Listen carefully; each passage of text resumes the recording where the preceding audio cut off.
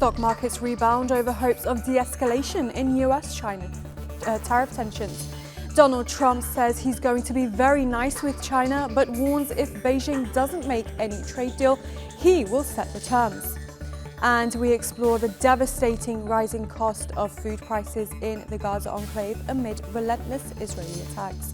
Hello, I'm Taiba Aydin with the latest business and finance news here on TRT World.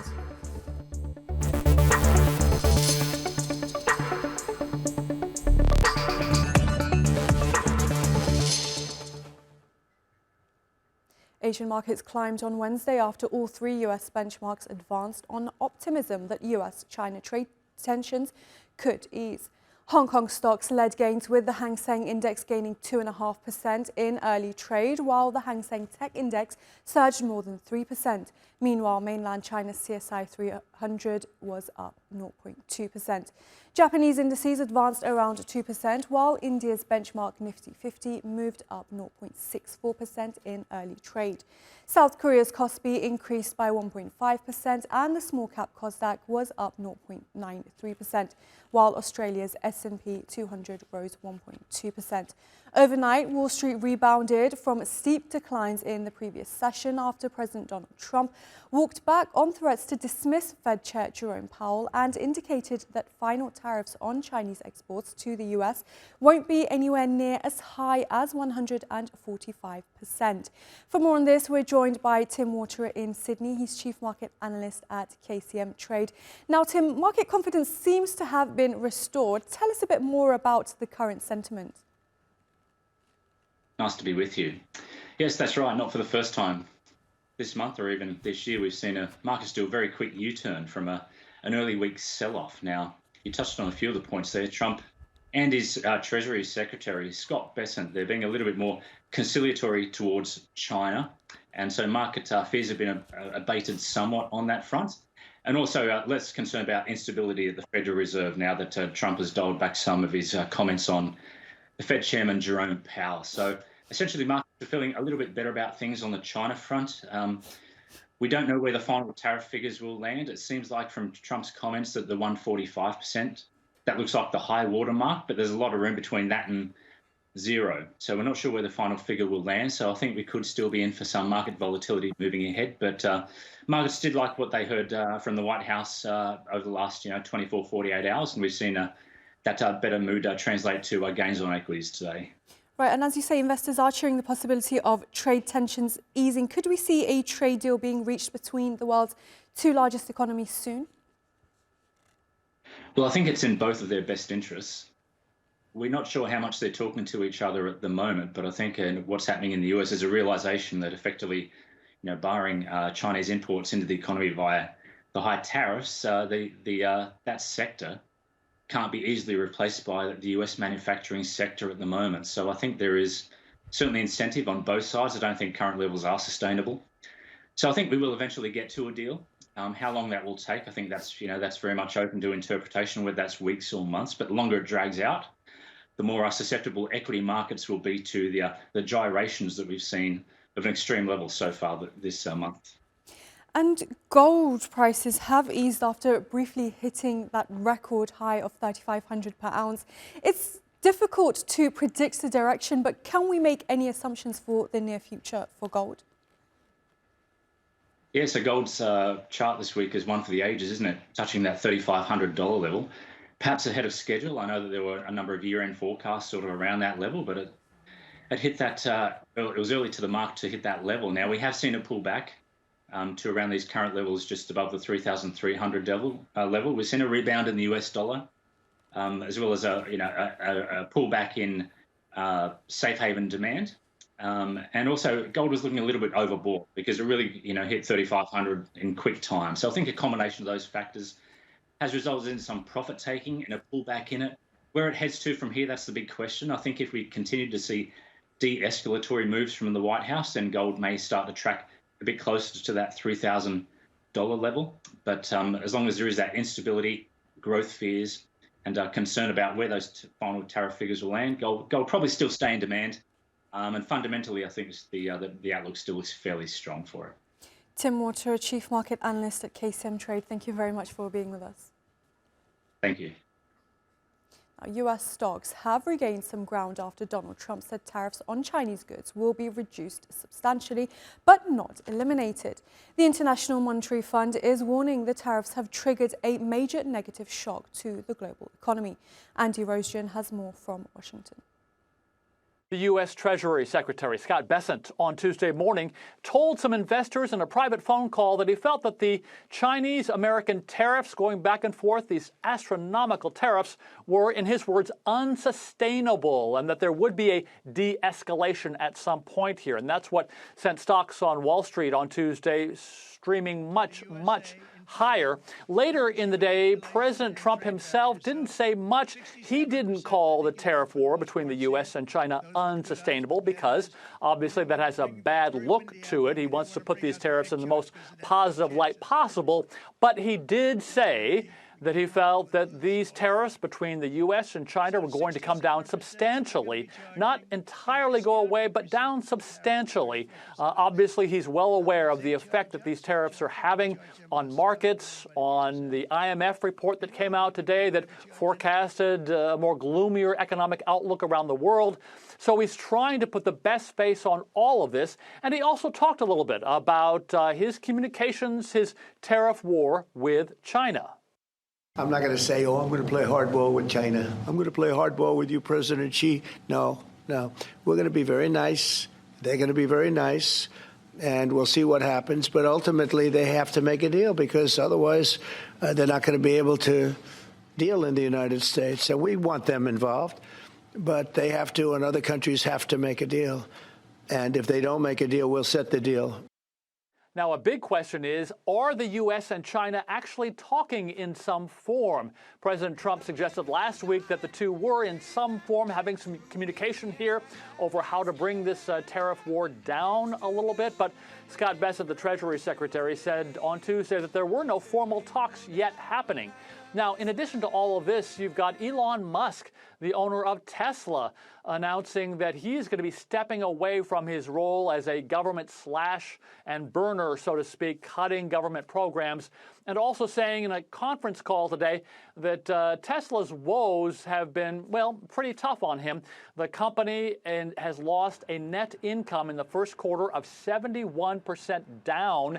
That's even worse than investors had originally predicted. And a lot of that is starting to factor into the tariff war. In fact, Musk said on this conference call that he has been sort of gently trying to advise President Trump to lower tariffs, not raise them. But he says the ultimate decision is up to President Trump himself. But Reuters has been reporting that Tesla is now putting a hold on some products coming into China for his cars, and that he has stopped some orders of new cars to be sold in China, again, because of the tariff war. So clearly, this tariff war with China having wide-ranging effects. Indian Prime Minister Narendra Modi has hosted US Vice President J.D. Vance in New Delhi.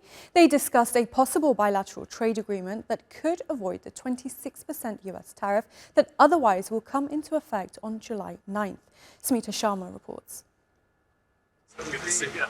Narendra Modi and J.D. Vance discussed ongoing talks for a mutually beneficial bilateral trade agreement, or BTA, amid global chaos on Monday. Both sides welcomed the significant progress in negotiations. Trump is pushing India for severe duty cuts across sectors to reduce trade imbalance and ease non-tariff barriers for American investors. India wants to keep its largest exports of services to US, particularly IT, safe and not hurt its dairy and agriculture sectors. We want to build a bright new world, one that's constantly innovating, one that's helping people to form families, making it easier to build, invest, and trade together in pursuit of common goals. Some 230 kilometers from Delhi, the glass industry in Firozabad in Uttar Pradesh is dependent on China for machinery, components, and raw materials import. Indian exporters are anxious amid the tariff wars unleashed by Trump and retaliation by China. There are many products which are being imported from China, like whole chandelier industry have turned into an importer industry instead of manufacturing industry. So yes, China has a role, big role. Started in 1925, this glass bangles and home decor items factory in Firozabad employs more than 600 workers. The founder was among the first ones in India to start glass exports. The current owner sees both challenges and opportunities for India in the US-led trade war.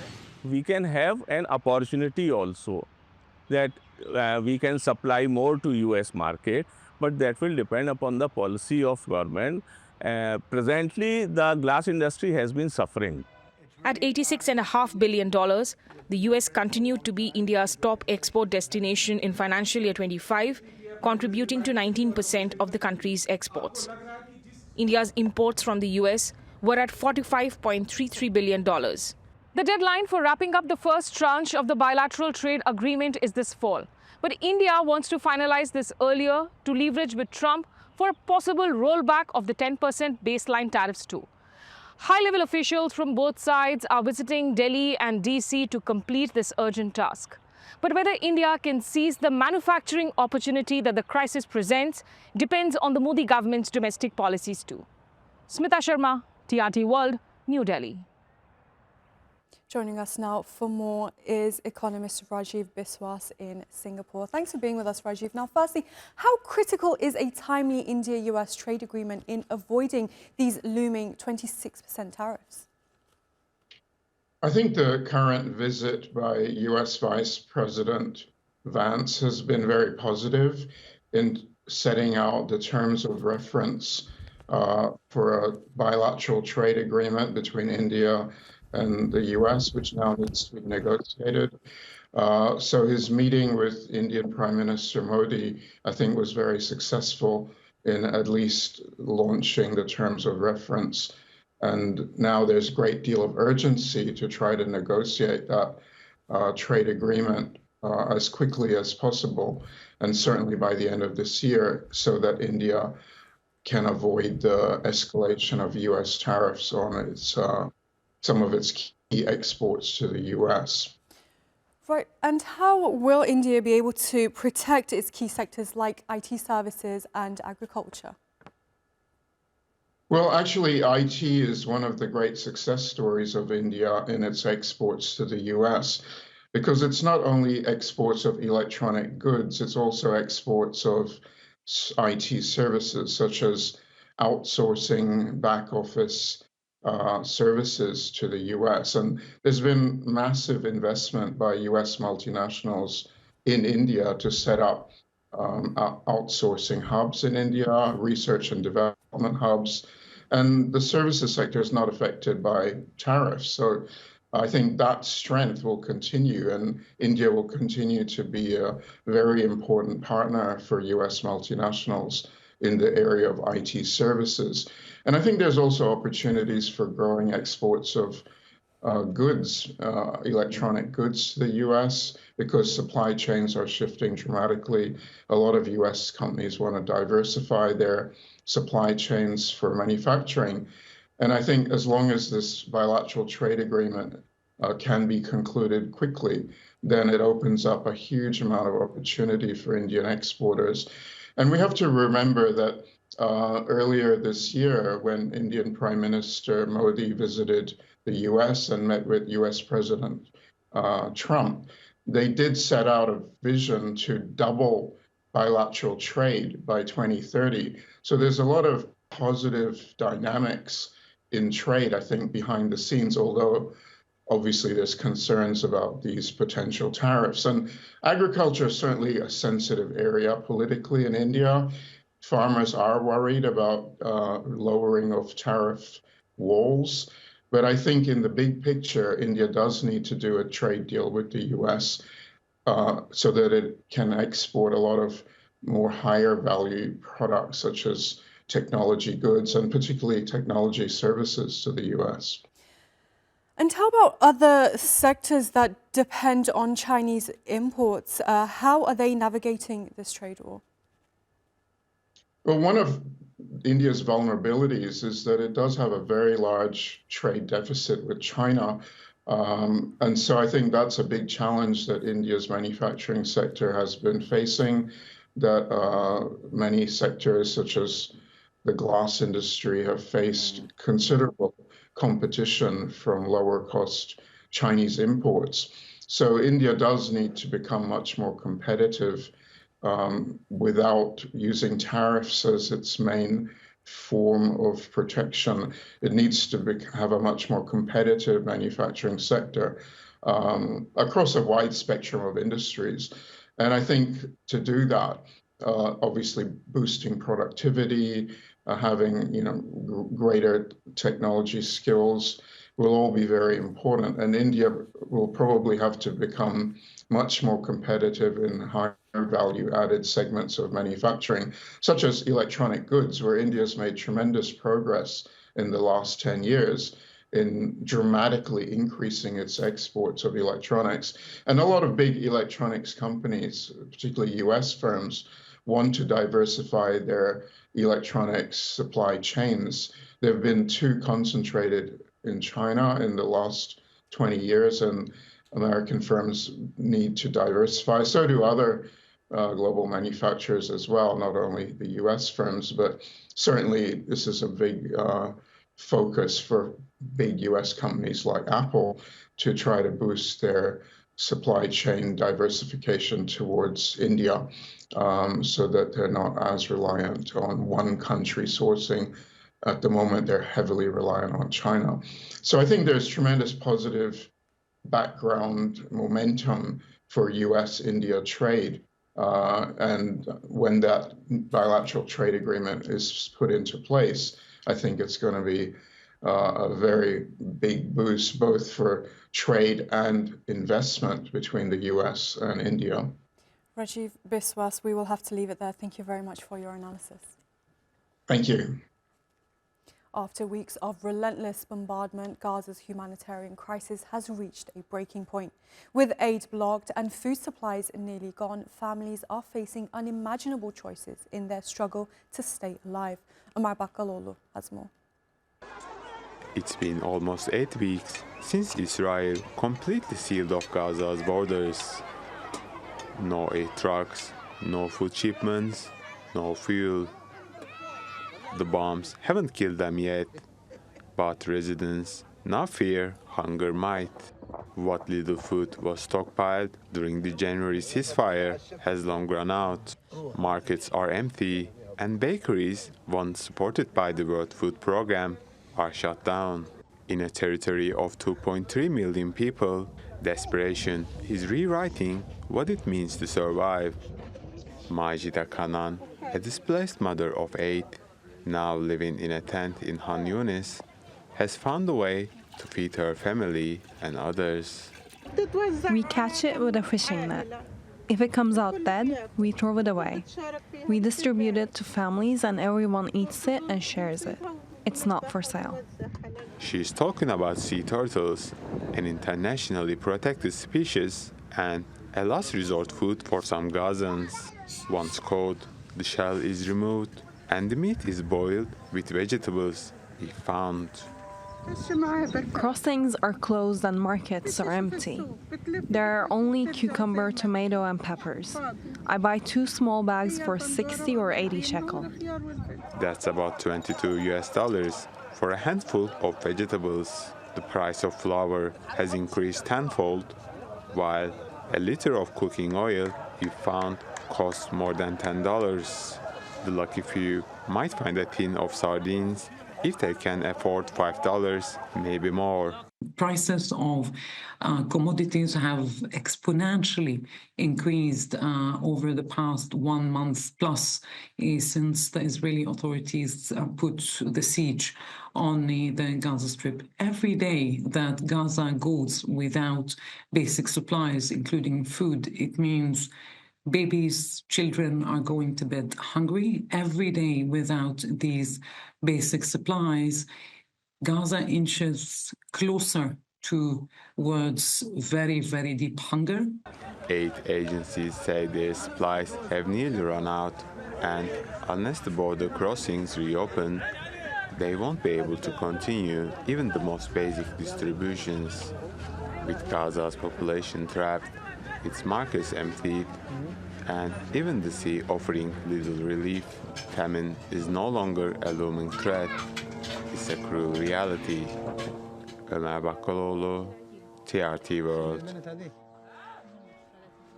For more on this, we're joined by UNICEF spokesperson Ricardo Perez in Geneva. Thanks for taking the time to speak with us, Ricardo. Now, with Gaza sealed for more than 50 days now, how urgent is the need for immediate international humanitarian intervention?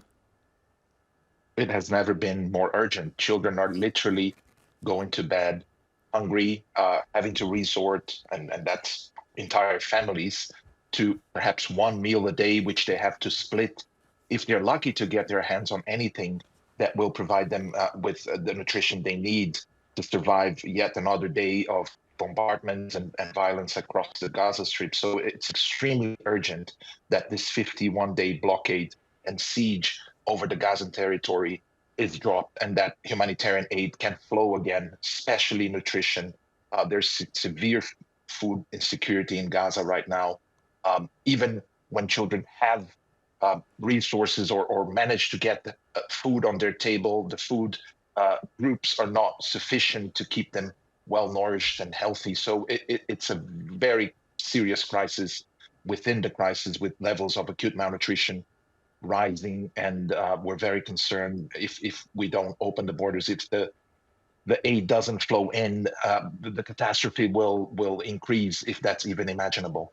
And what are the long-term implications of food scarcity on Gaza's 2 million residents, especially children, as you mentioned? It's disastrous. Children have been enduring so many months of absolute nightmare across the Gaza Strip, with very limited supplies coming through during the whole period. We've had small breaks that allowed us to increase the distribution of supplies and make their nutrition status more healthy for them, living now and in the future. But since the ceasefire broke, we haven't managed to get much in, and since the blockade was imposed, even worse. So the long-term impacts are severe. They might grow with damaged immunity. They might be more prone to other long-term health impacts. But in the short term, when we speak of acute malnutrition, we can tell now that the number is at 3.6 thousand children admitted in March, compared to nearly half in February, when we had access, when we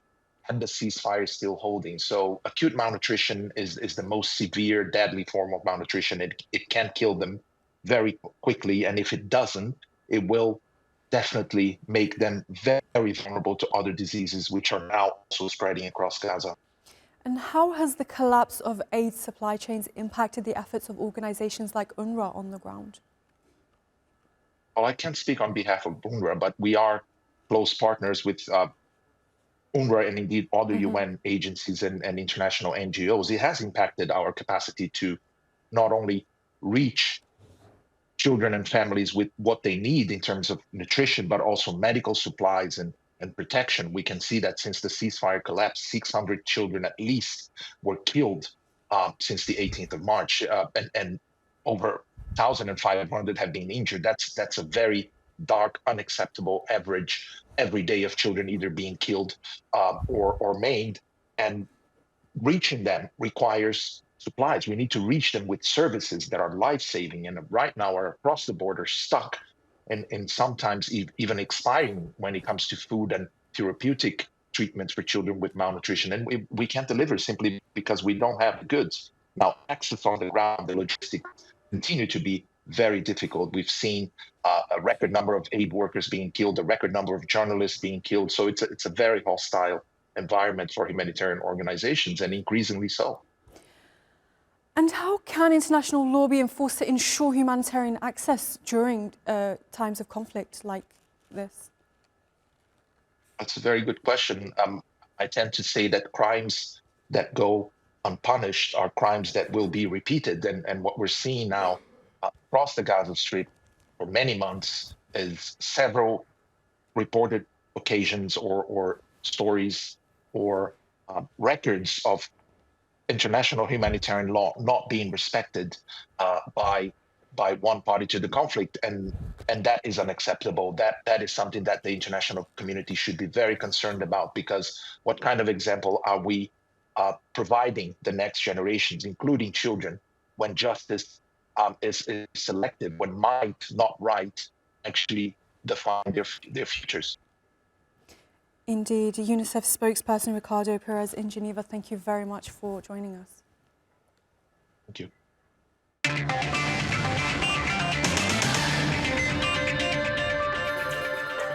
Now, a quick look at some of the other top business stories from around the world. The IMF has lowered its outlook for global growth this year to 2.8%. It says trade is slowing and risks are rising because of President Trump's tariffs. The fund warns that the world economy is entering a new era, with the system of the past 80 years being reset. Economists say more tariffs could slow growth further, especially if US-China tensions escalate. Spain has unveiled an $11 billion plan to hit NATO's 2% defence spending target by 2025. The new plan will focus on tech, cybersecurity and military gear. The country currently spends around 1.3% of its GDP on defence. Prime Minister Sanchez says Europe must learn to protect itself in the face of modern threats.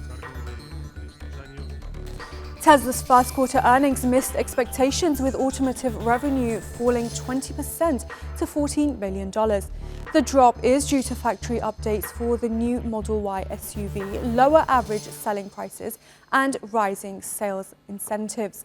Total revenue slid 9% and net income plummeted 71% to $409 million. Tesla has said it's not promising growth forecasts for 2025. Well, that's all your business news for now. Thanks for watching.